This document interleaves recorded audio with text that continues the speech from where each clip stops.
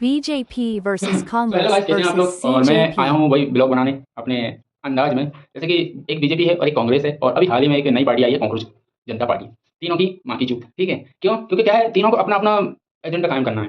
अभी करेंटली में बीजेपी सरकार बहुत कुछ नाकामी वाले फैसले लिए गए, बहुत सारी योजनाएं नाकामी की तरफ जाती हुई दिख रही है। मोदी सरकार द्वारा जो अहम फैसले लिए गए थे जनता के प्रति, वो यानी कि एकदम धड़ाम से धड़ामशाही हो चुके हैं। और पब्लिक अब क्या सोच रही है कि पब्लिक सोच रही है कि हम कांग्रेस को लेकर आए, लेकिन मैं आपको बता दूं कि कांग्रेस भी वही वादे करेगी। क्या है, बीजेपी ने तो यानी कि आपको सभी यानी कि जो इंडिया की पीपल है 140 करोड़, उसमें हर एक व्यक्ति के ऊपर 1 से 1.25 लाख रुपए का कर्ज है। यानी कि हर एक व्यक्ति यानी कि 2,15,000 कुछ लाख करोड़ रुपए सरकार उस पर चल रही, घाटे पे चल रही।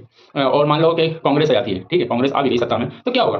राहुल गांधी एकदम से 2,15 करोड़ रुपए, जो 2,15 लाख करोड़ रुपए है, वो एकदम से तो जीरो नहीं कर देगा। किससे लेगा? आम जनता से ही लेगा। अब मोदी तो ठीक है, मैं चाहता हूँ, देखो बीजेपी सरकार ने 2014 में जो कुछ भी बोला, हम चाहते हैं कि ये मोनोपोली को हटाए। हमारे पास बीजेपी में धर्म धुरंधर नेता है जो अच्छी अच्छी रणनीति ले सकते हैं, उनको प्रधानमंत्री का पोस्ट दे। ऐसा गहरा गहरा चूतिया इंसान अगर बैठेगा देश में, ठीक है, 1 साल बैठ गया, 2 साल बैठ गया, यानी कि कहने का अर्थ है कि 5 साल में 1 साल और अगले 5 साल का 2 साल, यानी दो बार हो गया, उसको अब तीसरी बार और बैठ गया है, वो अभी चौथी बार और माचुद आएगा, ठीक है। ऐसा अनपढ़ अगर नेता मोदी, जैसा कि मैं कह रहा हूँ, चाय बेचता था वो कांग्रेस के राज्य में, तो अगर ऐसा अनपढ़ प्रधानमंत्री बन गया तो हमारी तो नजर डूबेगी ना। ठीक है, एप्स्टीन फाइल में मोदी का नाम आया या नहीं आया हमें नहीं मालूम, वो क्यों यूएसए के दल्ले चाट रहा है, ठीक है, हमें ये भी नहीं मालूम। क्यों देख ही नहीं रहा, यानी इंडिया में क्या चल रहा है देख ही नहीं रहा। क्यों ईरान से उसने लड़ाई करी, और यूएसएसआर जो कि हमारा बहुत पुराना दोस्त देश रहा है, उससे क्यों फाइट ली।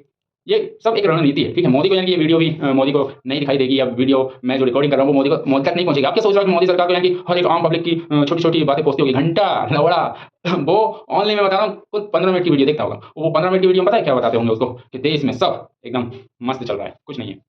आप सोचते हैं कि मैं पार्लियामेंट संसद में चला जाऊंगा, क्या है भाई, संसद में जाके तो देखो, कान के दाने चल जाएंगे। यानी मैं गाली क्यों बक रहा हूँ, गाली बकने के पीछे रीजन यही है कि आप अगर बीजेपी सरकार को चॉइस कर रहे हो या कांग्रेस सरकार को चॉइस कर रहे हो, तो दोनों ही एक तराजू के दोनों पहलू बन चुके हैं। अगर मैं कांग्रेस की तरफ जाता हूँ तो बीजेपी मेरी यानी कि बीजेपी भी वही काम करेगी और कांग्रेस भी वही काम करेगी, क्योंकि दोनों की मोनोपोली होगी। अब तीसरी आ गई है कांग्रेस पार्टी, अब उसका भी कोई अता पता नहीं है, कोई उसका बड़ा लीडर नहीं है, नेता एक आम पब्लिक द्वारा बना है, तो हम कैसे मान लें कोई लीडर नहीं है उसका? कौन है लीडर? किसी को मालूम है कि कांग्रेस जनता पार्टी का लीडर कौन है? नहीं है, बस एक क्रिएट है। अब जैसे कि हमारे यूपीएससी में पढ़ाया जाता है कि कार्यपालिका, न्यायपालिका और विधायिका, अगर ये तीनों में से भी एक कोई हटी है तो फिर सरकार झुकेगी। परंतु अभी क्या है, कार्यपालिका, न्यायपालिका और विधायिका दोनों तीनों एक ही समझ से है। अगर न्यायपालिका हमारा साथ दे नहीं रही पब्लिक का, क्योंकि बीजेपी सरकार ने वहां बिठाया उसको, जो सीजेआई है करंट का, उसे बिठाया है कि जा तू बैठ, और अगर हम कुछ कर रहे हैं तो हमारे खिलाफ एक्शन मत लेना, अगर कोई एक्शन ले रहा है तो उसकी मां चोद देना। ठीक है, यही हो रहा है, यही हो रहा है। इसलिए मैं कहता हूँ कि भाई जितनी भी महंगाई हो रही है, जितना भी जो भी चल रहा है तामझाम, सबकी माँ की चूत महंगा।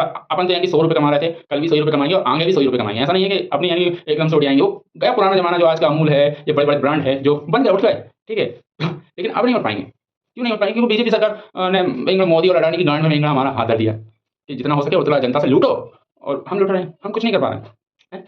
और वही है ना, मैं जैसे न्यूज़ चैनल देखता हूँ, न्यूज़ चैनल के जो एंकर है, जो बड़े बड़े न्यूज़ मीडिया है, जैसे मैं एनडीटीवी न्यूज़ हो गया या इंडिया टीवी न्यूज़ हो गया, आज तक मैं समझता था कि हाँ ये एंकर हमारे इंडिया की इनकी डेमोक्रेसी पर सवाल करेंगे, लेकिन ये सब दल्ले बने बैठे हैं। किसके? गवर्नमेंट के। अब सेंट्रल में गवर्नमेंट बीजेपी है तो बीजेपी के दल्ले बन जाएंगे, और अगर कांग्रेस आएगी तो कांग्रेस के दल्ले बन जाएंगे, और अगर कांग्रेस पार्टी आती है जिसका कोई लीडर नहीं है, वो आती है तो उसके दल्ले बन जाएंगे। क्योंकि मीडिया का काम ही क्या है? दल्ले बने रहना। क्योंकि बिना दल्ले के अगर उनकी जनता चलेगी नहीं, उनकी न्यूज़ चलेगी नहीं, वो अगर इन सरकार के प्रति कुछ अपशब्द बोलना स्टार्ट कर देना, तो उनकी न्यूज़ चैनल की धर्मशाही हो जाएगा। इसलिए मैं कह रहा हूँ भाई, सोच विचार करो, किसी को वोट मत दो माँ की चूत, ना बीजेपी को दो ना कांग्रेस को दो। हम वोट देने ही नहीं जा रहे, हम देश के निवासी हैं जरूर, हम वोट देने ही नहीं जा रहे माँ की चूत। ले लो हमसे वोट, भाई वोट ही नहीं देगी जनता तो कौन बनेगा? पर वही है कि बोलते हैं दूसरे देश के आएंगे इंडिया पे कब्जा कब्जा करने के लिए, चलो बहन की चूत, इंडिया में कोई राजनेता नहीं है। क्या हुआ था पिछली बार जो हिस्ट्री में, यही तो लिखाया गया है कि इंडिया में कोई लीड रोल नहीं रहा, सब राजा अलग अलग लीड रोल प्ले कर रहे थे, सबकी अपनी अपनी मोनोपोली थी, सबका अपना अपना राज था। वही इसलिए अंग्रेज आए, अंग्रेज ने आके यानी सबसे पहले इन राजाओं की माँ चोदी, सबको एकजुटता रखा, और लीडर कौन बन गया? वायसराय, प्रिंस, ये लीडर बने, क्योंकि उन्हें मालूम था कि इंडिया में कोई लीडर तो है नहीं, हम ही लीडर बन जा रहे हैं। इसलिए मेरे दोस्तों, सोच समझ के वोट दीजिएगा। माँ चुदाओ। जय हिंद।